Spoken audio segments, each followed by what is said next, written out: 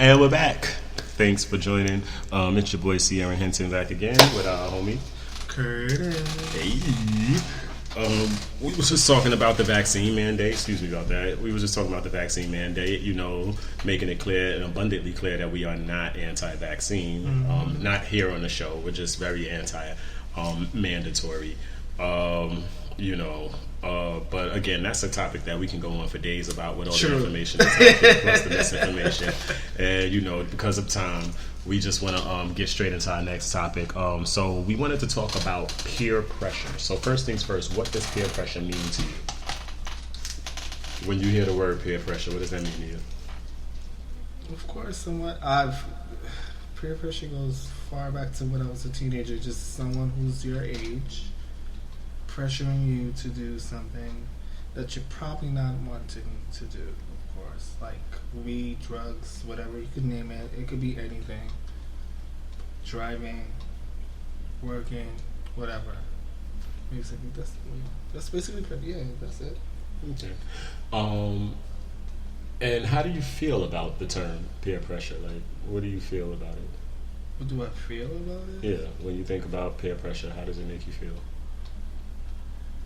Well, I currently don't have peer pressure in my life. So when I think about it, I mean, I used to have it back when I was younger about pressuring to smoke or to drink or to do or to even have sex or things of that nature. It's just,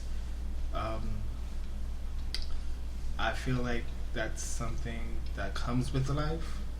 Even though I'm a grown man now, it still happens, I'm sure. I don't hear about it, but I know it happens. It's just something you go on with life, especially with this generation. You're crazy. I mean, I think it happens a lot more actually nowadays than before. Yeah, because see, the difference with peer pressure today and back then is back then you went through, like you said, with people your age specifically, you know. But nowadays you got peer pressure on the internet, Facebook, Twitter, Instagram, where people are pressuring people to do things, or people are just doing things for clout and stuff like that, like. Seriously, people think, well, I got to take this kind of picture, or I got to do this dance to get these likes, I got to get these likes up, you know what I mean? Like, so it is still in existence, even in today's world, if not even more prevalent, because a person who was pressured to do something in the past, it was between you and your classmates. Nowadays, when they're recording stuff and putting it on the internet, it's like the world gets to witness what's going on. So that pressure is even more intense now, because if you're in a situation where it's like you got to clap back now, because it ain't just my 15 or 16 classmates that saw this.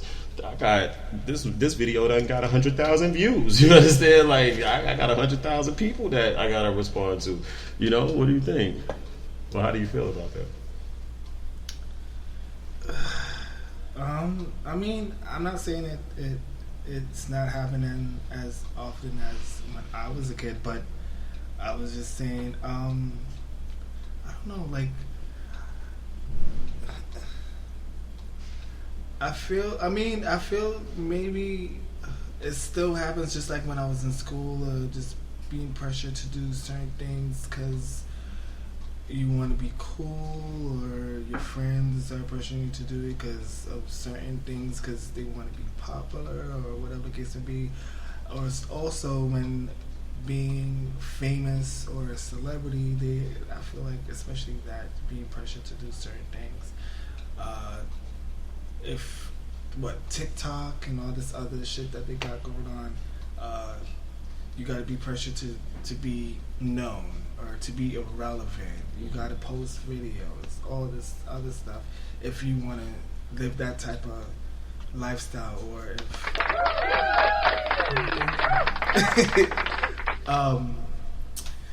yeah, that's about it. I mean, I'm glad I don't got that within my life, but I feel pressured in a sense as far as me, my personal being pressured, me pressuring myself to be a better me, because I got a lot going on in my life, and me owning a house and taking care of a loved one, and making sure things go right, being pressured to do so pressuring myself. Sometimes people could pressure themselves. Yeah, about to say, because that sounds like self-pressure, not peer pressure. Some people could even pressure. They could be hard on themselves. That's the type of pressure people could be doing to themselves, which I think is the hardest, because a lot of people could be hard on themselves.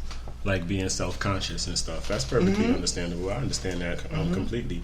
I had a guest or two before that was actually they was talking about peer pressure, and they brought up the fact that they felt that even as it pertains to the vaccine mandate, that it was the government pressuring, or putting pressure on people to do things that they really don't want to do. Like, for instance, forcing someone to take a vaccine so that they can continue to go to school, so that they can continue to work, just to go home and continue to pay their bills. Like, what do you think about that? Like, I mean, or how do you feel about that? Are we going back into this? Yes. Well, the pressure aspect. But the pressure aspect.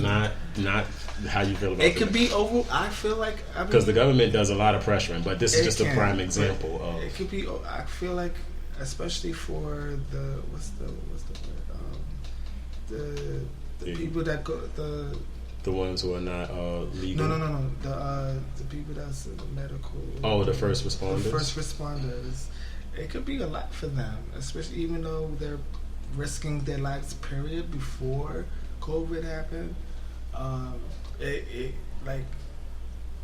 You want to know something else that's interesting? Not to cut you off, I'm so sorry, because I really don't cut people off. A lot of the first responders were of, Caribbean descent. Okay. And maybe a few of them, so a lot of them were possibly undocumented.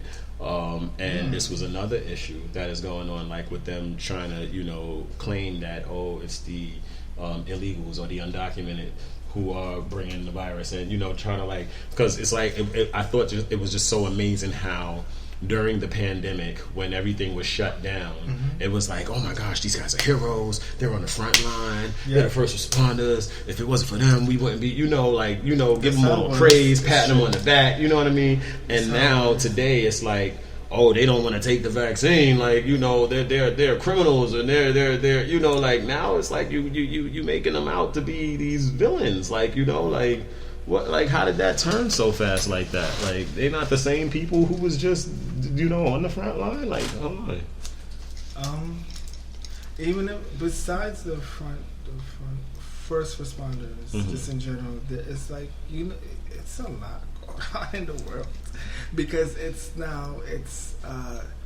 people who are for, and then people who are not for the vaccine, and it's separating people, and then.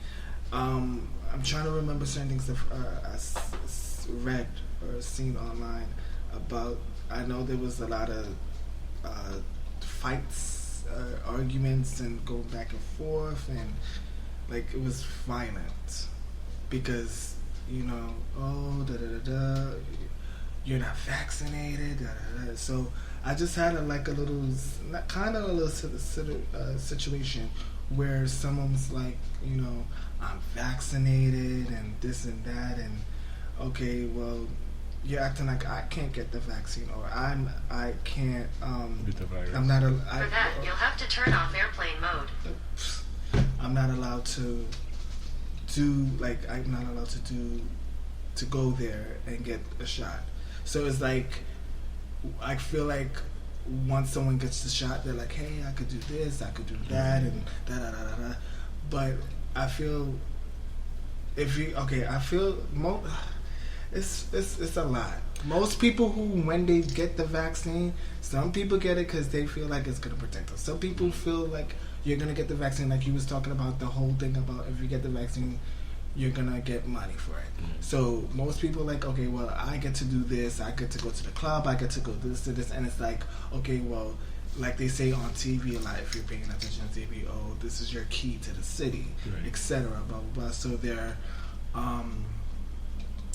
bribing you to be like, okay, well, if you get your vaccine... Well, isn't that part of the peer pressure, though? Yes. Like, if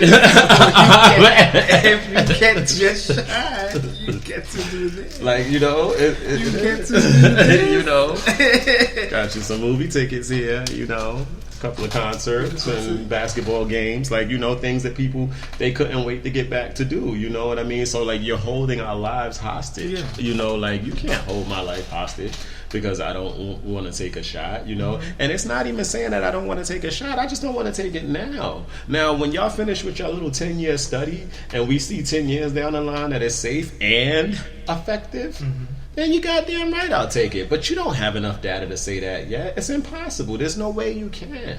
The trial has not been going on long enough. And in fact, you can't even have a real vaccine trial without a placebo in there.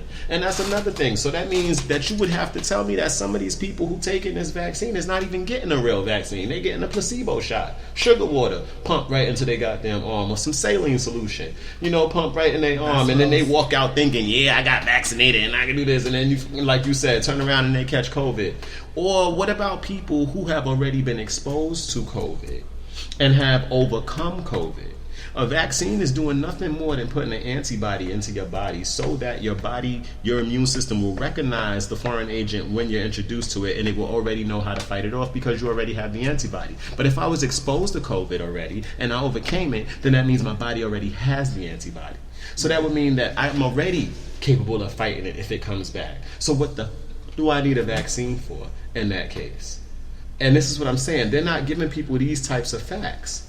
They're just kind of blindly making people, they making it seem like the shot is everything. And that's why it also keeps people kind of reluctant to take it. Like, yo, it's something ain't right about that. Nah. Not here. But again, back to peer pressure though. I mean, because we went right back to vaccine. but back to peer pressure though, because you was talking about how, you know, since you was a kid, you ain't really have to deal with it. But what do you think about the kids nowadays? Do you think, like, you know, that drugs and stuff like that are still playing a big part in the communities, and, you know, young people being forced to, you know, take drugs, drink alcohol, or, you know, drive? I don't know where driving came from, but you mentioned that. I was just saying in general about doing certain things. It's not necessarily driving, but just like doing certain things. This is, well, of course, drugs and other things play into it, just like when we were younger. And then they got, I'm sure that, I'm trying to think because I don't really know, because I don't really have kids around me. I know they have new drugs or I don't know, K2. I know that's synthetic marijuana. They have synthetic. They have, what's the shit? I remembered. I heard it. What's that shit? It's some, I forgot. It's some drug. I know I seen it on an article online. And is it a pill? It's not a pill, but it's something that they spread on your weed or whatever, and it's killing people. Oh my goodness. Besides K2. Oh my goodness. And you get addicted to it and some other stuff or whatever. So they were saying it's like a powerful drug, something like that. But probably that's fentanyl. not. But that's not. I think that's it. Yeah, and people are overdosing on it. That I think that's it. Yeah. Wow. So it's like that. I just recently seen about that. I'm not sure how greatly it is in the community right now, but from what I'm hearing, it is. And what happens is just now you gotta be careful because people be lacing people's shit and that's why people shouldn't. I mean, that's the whole purpose of back in our day when our parents told us not to do drugs or take anything from people. It was because of that. Like, you never know what these people are putting inside of the stuff that they're offering you. So before we get red lighted, I just want to let you guys know we're about to take us another quick break real quick. We only got 3 more topics, so we damn near halfway through the segment. The next topic when we come back is going to actually be sexual harassment. Oh, there's nothing funny about sexual harassment. Because I was thinking about you've been sexually harassed before? No. He came onto our show and got sexually harassed. No. I was thinking about how much you like it when it happens. South Park. South Park, it was sexual harassment. No, Panda. Yes. Oh my goodness. Okay. So we are definitely going to be back. Thank you all for joining in. Like I said, it's your boy. You want to be Curtis or Cakes? I mean, Cakesville. I don't know. It's up to you, really. Curtis. Birdies in the building. We'll be right back with you guys. Thanks for joining. Stick with us.